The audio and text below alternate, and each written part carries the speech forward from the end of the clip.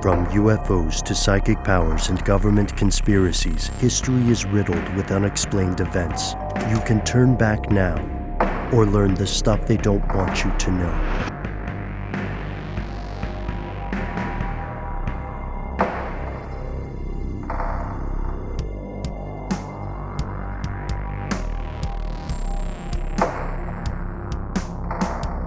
We're talking about coming back from the dead. No kidding. We're talking about the some of the dangerous deep fake potential that we described at length in earlier episodes. We're seeing some of the rubber hit the road there. And then we're going to talk about some more corporate malfeasance in a way that definitely affects you if you live in the United States. It's a huge bummer, but it's very true. So maybe before we dive into that stuff, folks, what do you think? We start with coming back from the dead. You want to do like a Flatliners kind of experimental thing? Yeah, are we on board? Oh, okay. Yes, please. Yeah. Okay, great. Was Kiefer Sutherland in that? Wasn't he? He very much was. Yeah. Mm-hmm. Yeah.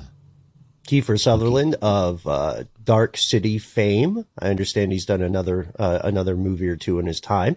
He also has a great presentation available on YouTube now about unionization, and it comes from his unionization and partisan politics. It's introduced by him, but it's a speech from his grandfather. Do check it out. And like many grizzled Hollywood actors of a certain age, he has a kind of country western band. Oh, I did not know that. Did not know. Well, this is our starting point here. We didn't see Kiefer Sutherland coming in as a reference, but this is a story that would interest you if you are, if you're a fan of Flatliners, sure. If you're a fan of not dying, you'll probably be into this. So we know a little bit about the brink of death. At this point, no one in the human species has come up with an idea about the end of life that satisfies everyone. Some people have very specific spiritual beliefs, right? Some people are more hardline atheists, right? The idea being that when the physical activity of the brain ceases, the thing that you think of as yourself, metacognition there, also ceases to exist. And because of the great disagreements in the metaphysical and spiritual realms, most of what humans can say about death has to rely on what we can observe in the physical world, has to rely on science, right? So if your brain doesn't have access to oxygen for a certain amount of time, then you will almost certainly fall victim to brain damage to your cognition. You can have something called brain death. Sometimes people do come back from it, and sometimes even hibernation can save people. This still is just a measure of extraordinary circumstances. The main rule for in excess of 90+% of these occurrences is that around 15 minutes after a mammal's brain is cut off from an oxygen supply, the brain will die. That means that no matter what, there was no way back. Up until today. So here's what happens. We've talked about experimentation. I know that I've been talking a lot about animal experimentation, from de-extinction last week to a couple of other cool things like chimera and organ transplants. But this one really caught my eye.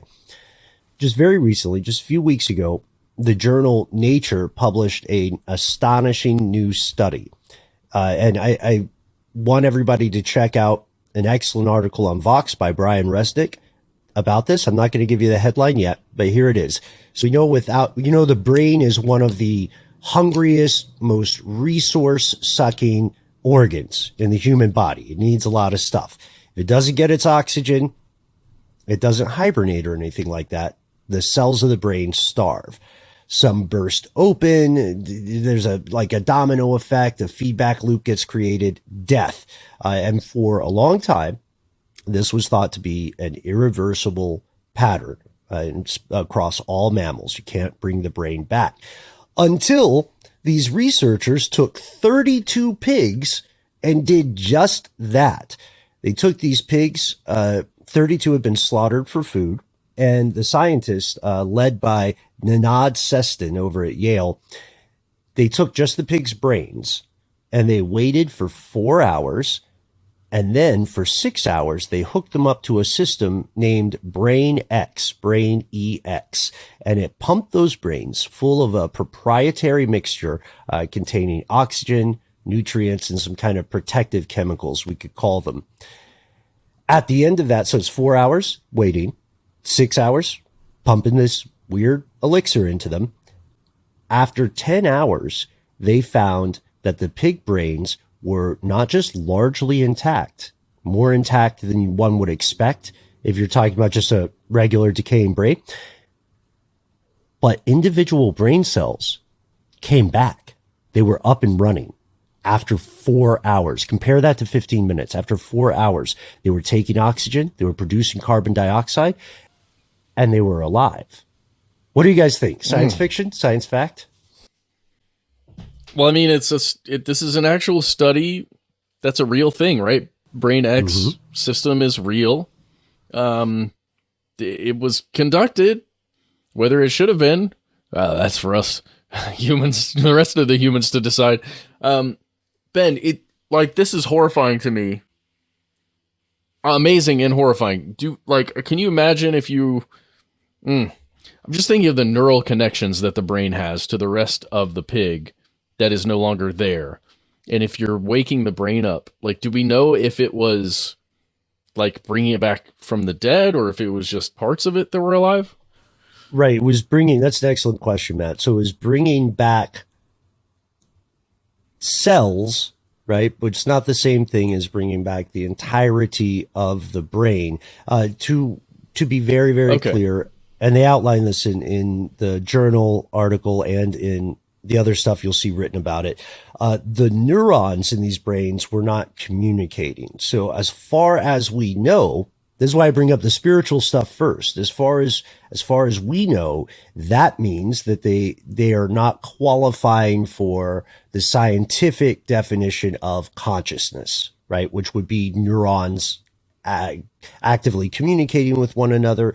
So if you just had, like I suspect you may have had, Matt, fellow conspiracy realist, if you just had a terrifying moment where you thought of an animal intelligent as a young human, just wondering where its limbs are and screaming into the darkness with no mouth to scream, shout out Ellison, then you can save yourself from that. The cells were alive, which is not the same thing as the consciousness returning. Yeah, I wasn't thinking that yet, but now I am, and it's really upsetting. That's exactly what I was thinking, Can you Ben. imagine? Wow. Yeah, kill me. One of those moments. Also, who knows if all of a sudden you flash back to reality, gravity, mom spaghetti, and all that, and you're just in excruciating pain, or you just the phantom limb sensation is just enough to instantly drive you mad. And you make the point, Ben, pigs are considered to be some of the more intelligent four-legged creatures.